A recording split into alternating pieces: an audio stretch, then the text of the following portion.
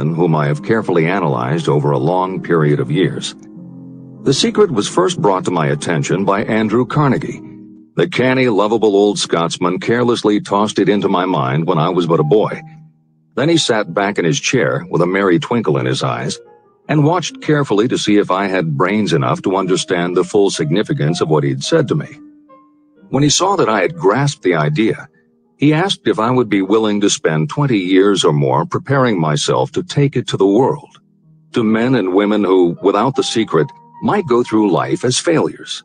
I said I would, and with Mr. Carnegie's cooperation, I have kept my promise. Editor's comments. In 1908, during a particularly down time in the U.S. economy and with no money and no work, Napoleon Hill took a job as a writer for Bob Taylor's magazine. He was hired to write success stories about famous men. Although it would not provide much in the way of income, it offered Hill the opportunity to meet and profile the giants of industry and business, the first of whom was the creator of America's steel industry, multimillionaire Andrew Carnegie, who was to become Hill's mentor.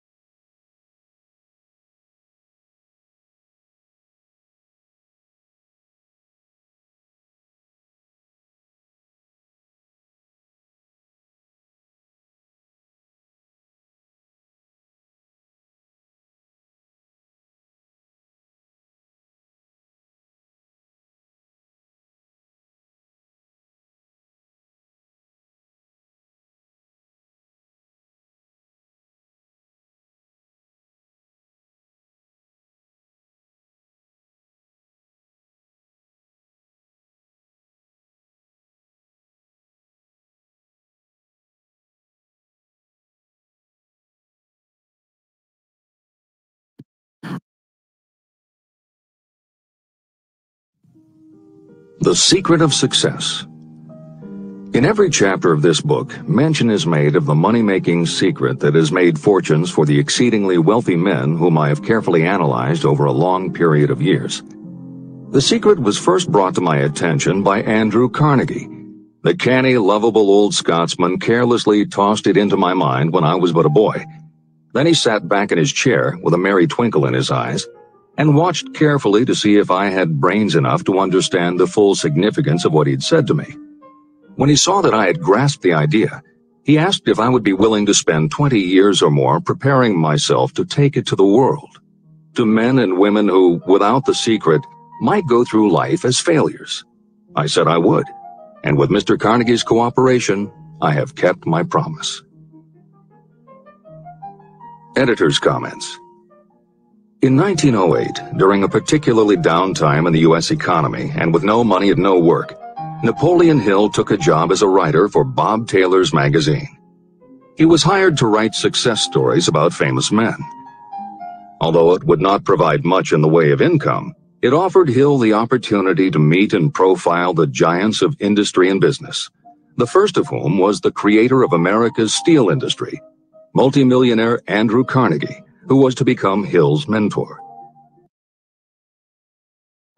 Carnegie was so impressed by Hill's perceptive mind that following their 3-hour interview, he invited Hill to spend the weekend at his estate so they could continue the discussion.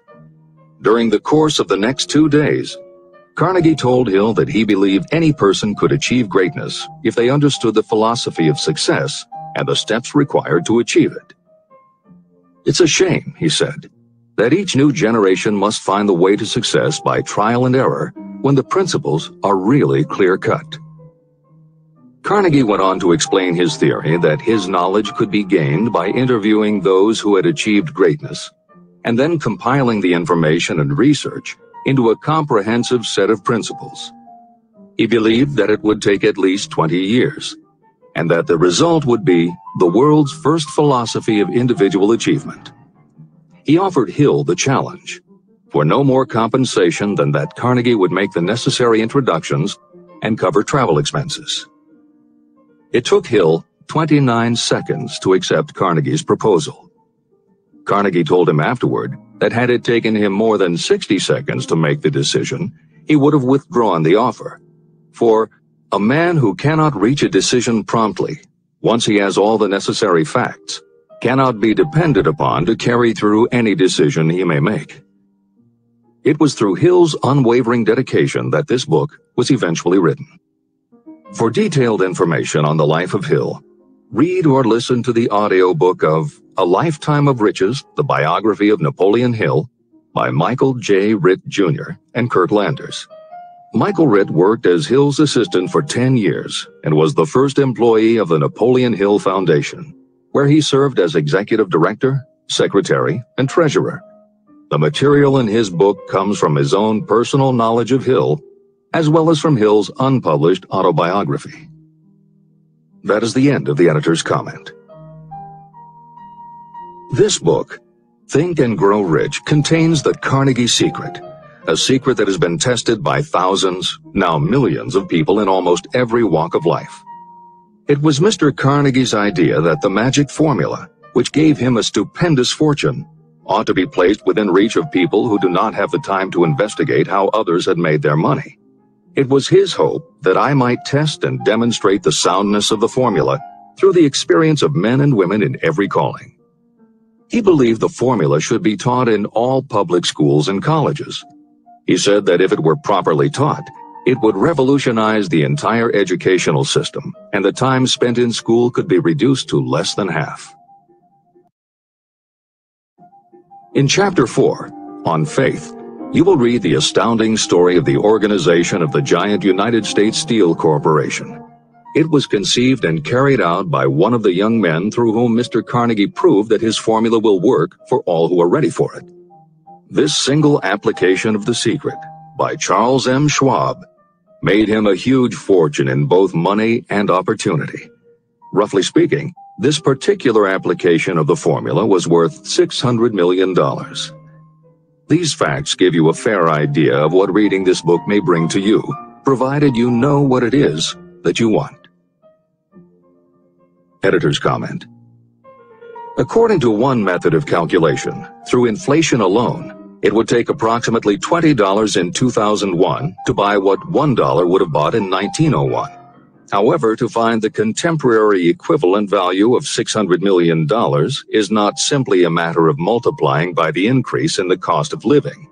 Although there are other factors and variables in calculating buying power, even by conservative estimates, the $600 million would translate into at least $12 billion at the beginning of the 21st century. That's the end of the editor's comment. The secret was passed on to thousands of men and women who have used it for their personal benefit. Some have made fortunes with it. Others have used it successfully in creating harmony in their homes. A clergyman used it so effectively that it brought him an income of upwards of $75,000 a year, approximately $1.5 million in contemporary terms. Arthur Nash, a Cincinnati tailor, used his near-bankrupt business as a guinea pig on which to test the formula.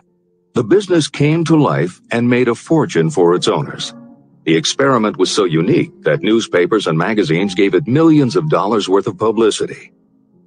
The secret was passed on to Stuart Austin Weir of Dallas, Texas.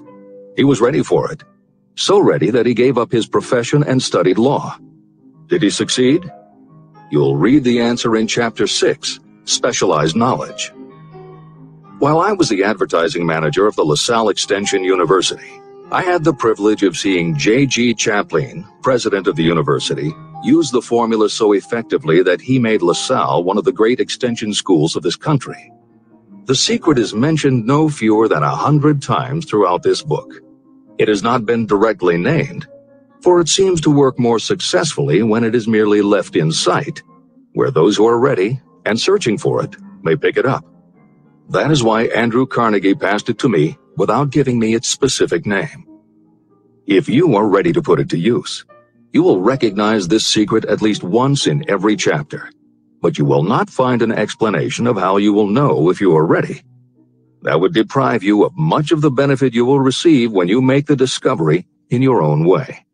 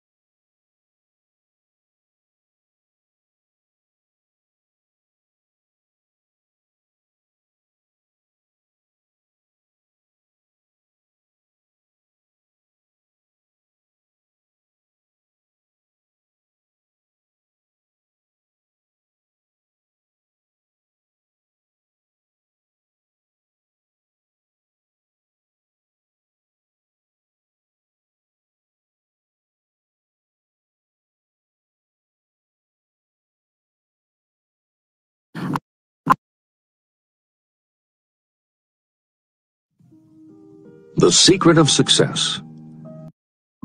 Washington Times and the New York Herald, who defended creationism at the Scopes monkey trial. Dr. David Starr Jordan, educator, scientist, author of over 50 books, he was the nation's youngest university president at Indiana University and became the first president of Stanford University. J. Ogden Armour inherited his family's meatpacking business, turned it into a conglomerate with more than 3,000 products, was an owner of the Chicago Cubs, and a director of National City Bank and American International Corporation. Arthur Brisbane.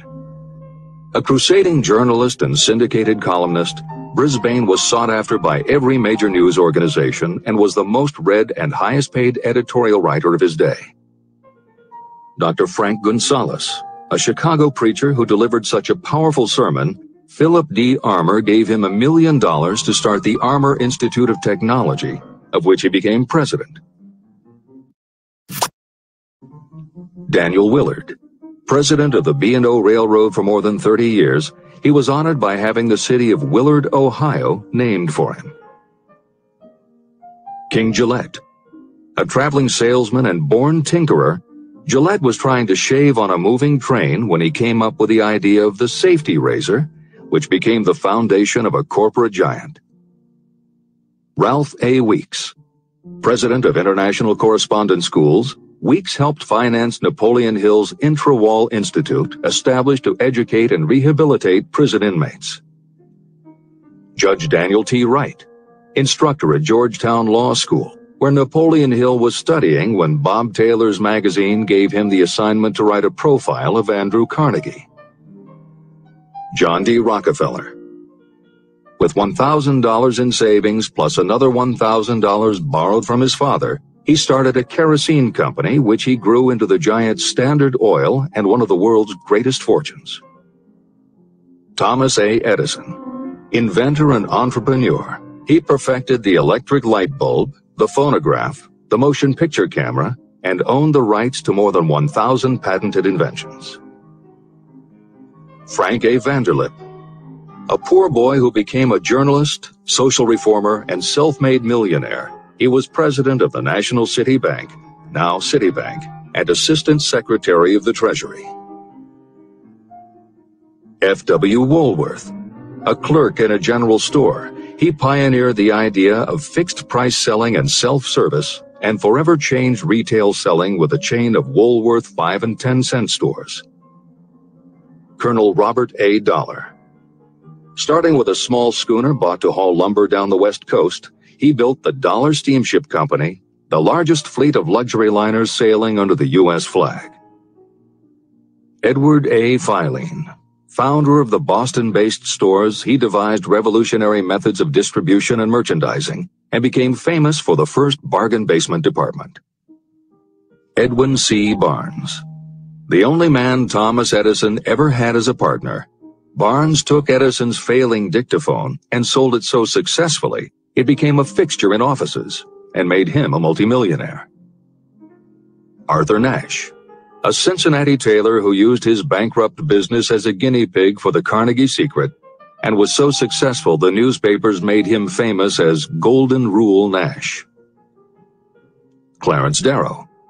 Famed as a lawyer, public speaker, and defender of the underdog, Darrow is best known as the lawyer who defended teaching the theory of evolution at the Scopes monkey trial.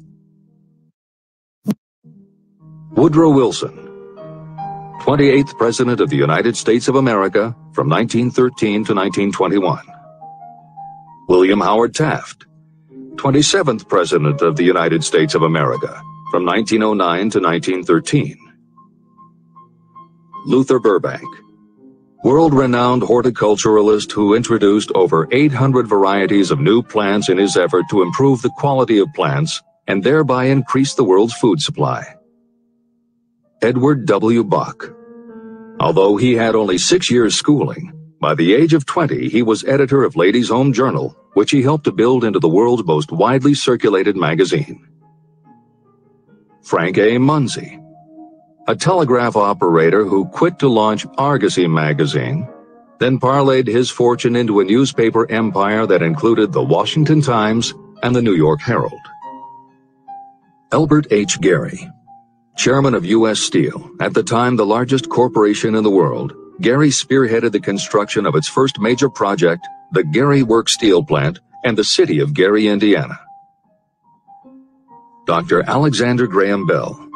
Best known as the inventor of the telephone, Bell also perfected recording devices, advances in aircraft, and was a co-founder of the National Geographic Society. John H. Patterson. President of National Cash Register, Patterson was known as an advertising visionary and a genius at motivating his sales force, which made NCR the leader in its field. Julius Rosenwald. A small manufacturer who foresaw the future of mail order, he bought 25% of Sears Roebuck & Company, and together with Richard Sears built it into an icon of American business. Stuart Austin Weir. A construction engineer Hill met in the Texas oil fields who, inspired by the Carnegie Secret, went to law school after age 40 and also helped publish Napoleon Hill's magazine. Dr. Frank Crane. A noted psychologist, essayist, and author of the book 4-Minute Essays on subjects such as the price of liberty, pragmatism, the duty of the rich, and how to keep friends. J.G. Chaplin, president of the LaSalle Extension University at the time Napoleon Hill worked in the university's advertising and sales department, where he first realized his talent for motivating people.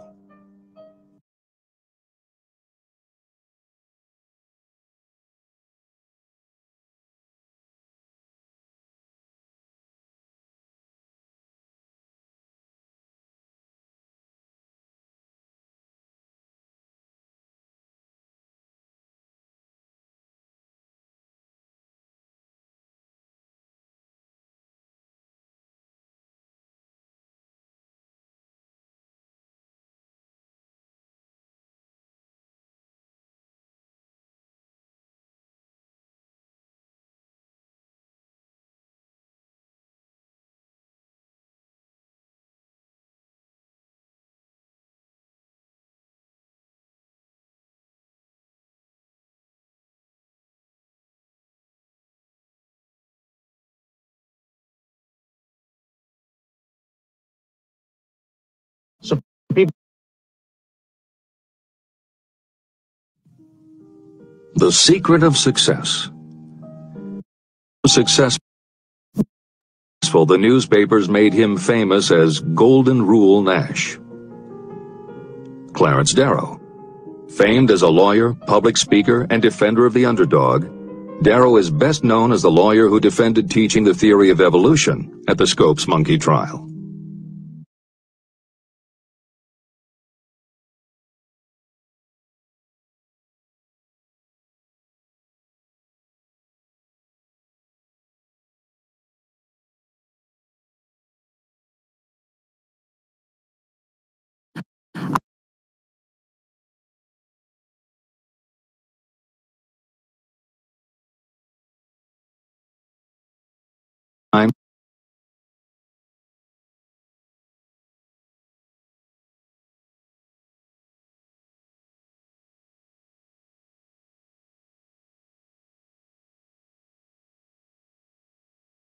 the university's advertising and sales department, where he first realized his talent for motivating people.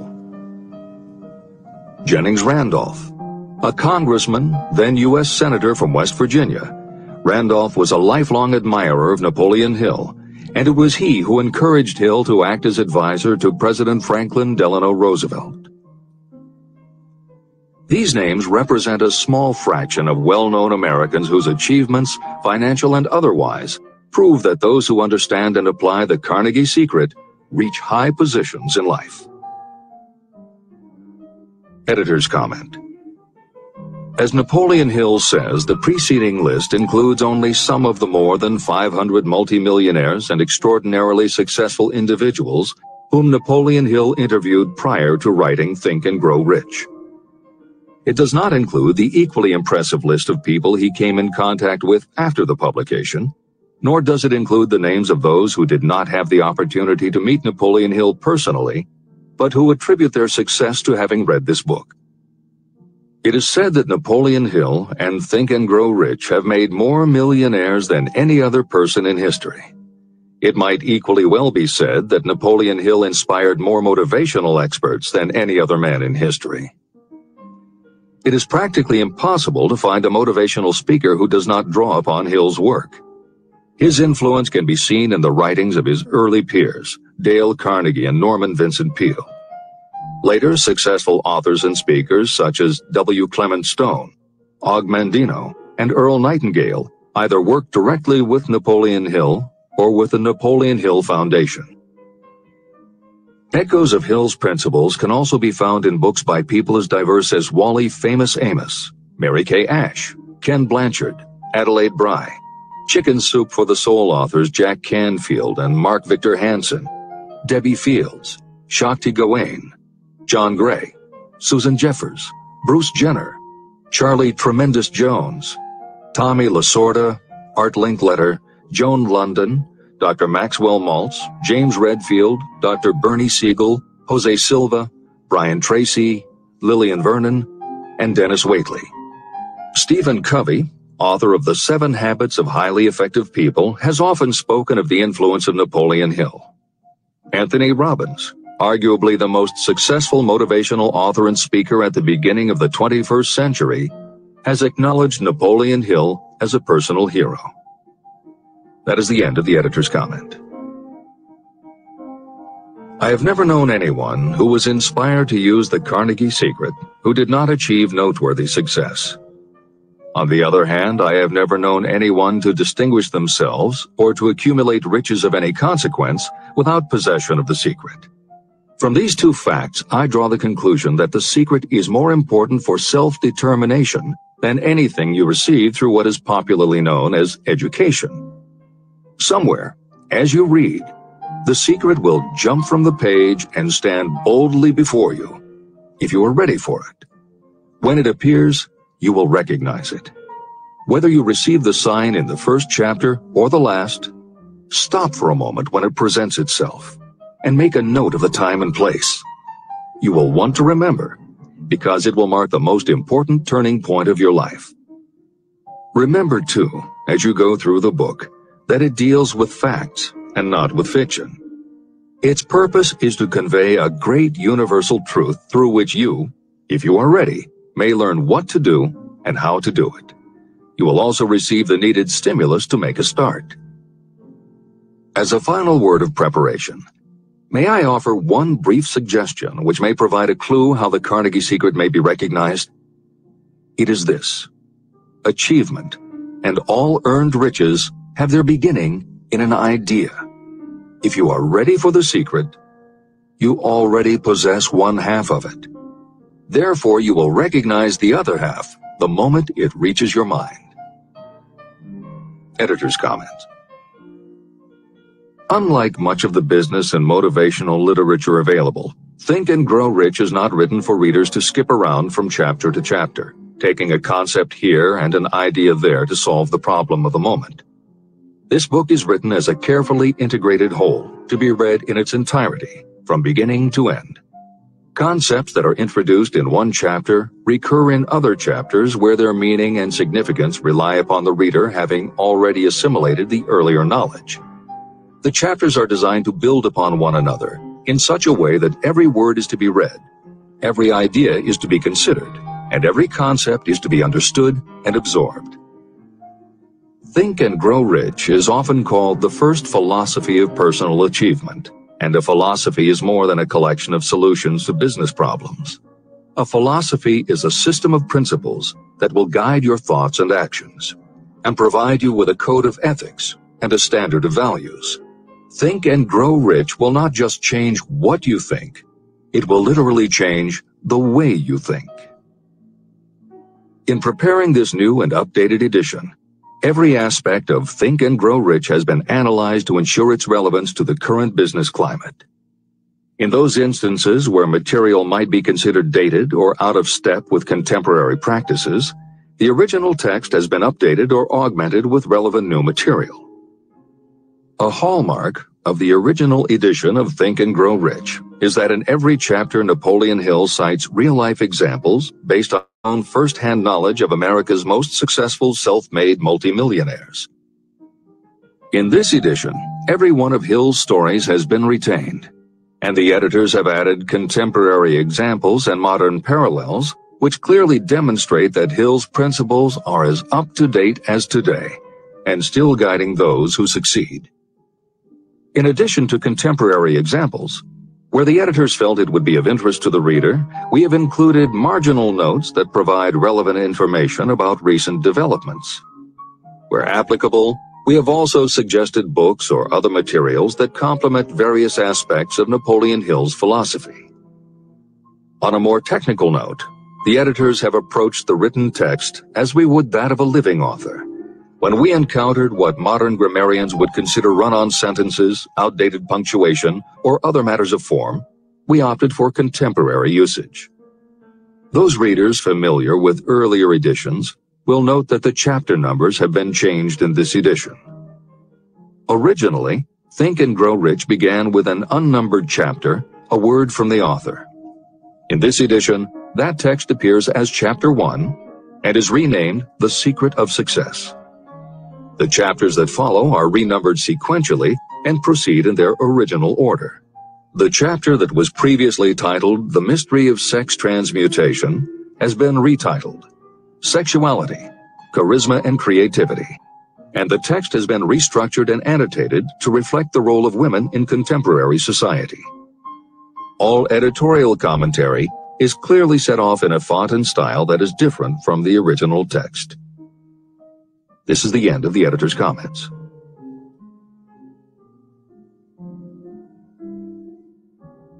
Both poverty and riches are the offspring of thought. Chapter 2. Thoughts are things. The man who thought his way into partnership with Thomas A. Edison. Truly, thoughts are things, and powerful things, when they are mixed with definiteness of purpose, persistence, and a burning desire for their translation into riches or other material objects. Some years ago, Edwin C. Barnes discovered how true it is that you really can think and grow rich. His discovery did not come about at one sitting. It came little by little, beginning with a burning desire to become a business associate of the great Thomas Edison. One of the chief characteristics of Barnes' desire was that it was definite. He wanted to work with Edison, not for him. Pay close attention to the story of how he turned his desire into reality, and you'll have a better understanding of the principles that lead to riches. When this desire, or this thought, first flashed into his mind, he was in no position to act upon it. Two problems stood in his way. He did not know Mr. Edison, and he did not have enough money to buy a train ticket to West Orange